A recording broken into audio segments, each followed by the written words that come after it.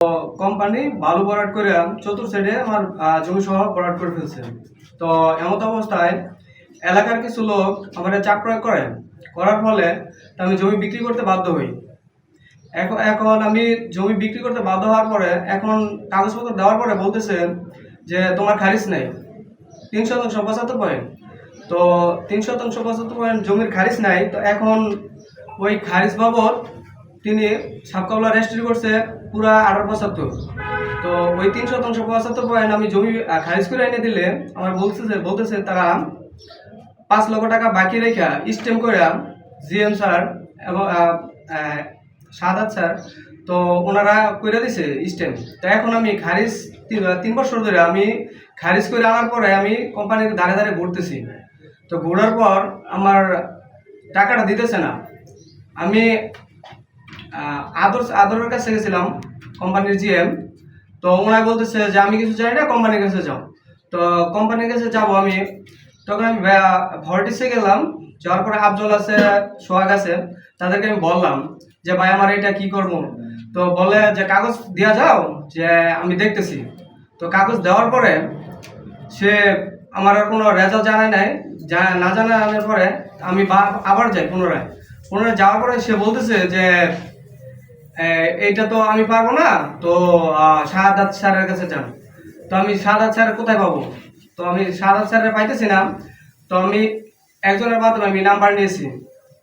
Number নেওয়ার পরে হোয়াটসঅ্যাপে আমি নক করার পরে তো শাহাদাত স্যারের এমডি, তো ওনারা বলার পরে ওনারা নক দিচ্ছি। নক দেওয়ার পরে ওনারা বলতেছে স্যার আমার তো 5 লক্ষ টাকা বাকি রয়েছে, আমি জমি বিক্রি করছি, তো আমার স্টেম করা আছে।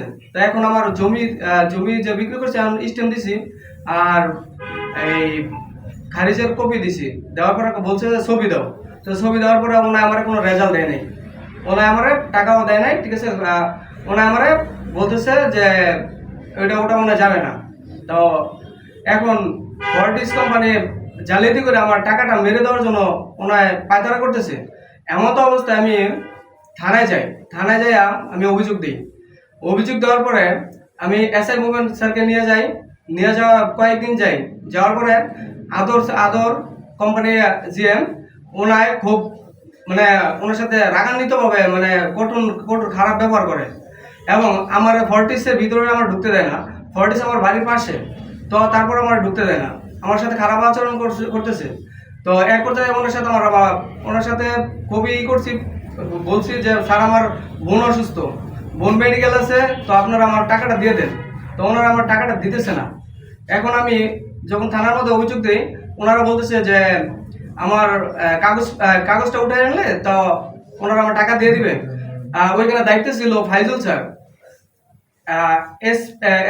এসপি পদে জানি ওনায় রিটার্ন প্রাপ্ত।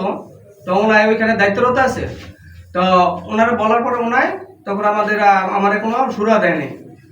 না দেওয়ার পরে ওনার সুরা না দেওয়ার পরে তারপর ওইখানে চাকরিরত রয়েছে নাফিস, যেটা বেড়ায় ফর্টিসের যে আছে কোম্পানি ফ্যাক্টরি।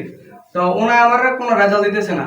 এখন আমি আপনাদের কাছে আমি একটাই আবেদন, যে আমার বোন অসুস্থ, তারা চিকিৎসা বাবদ আমার বহু টাকা ঋণ হয়েছে, আমার পালে গরু ছিল ওইটা বিক্রি করছি।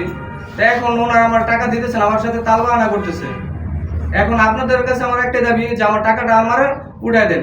ফর্টিস একটা কোম্পানি, ওনার জালিয়াতির জন্য সেরা আমাদের এলাকায় নানান জনের জমি ভরাট করে তারা স্বল্প মূল্যে টাকা দিয়ে তারা কেনার জন্য পায়তারা করতেছে।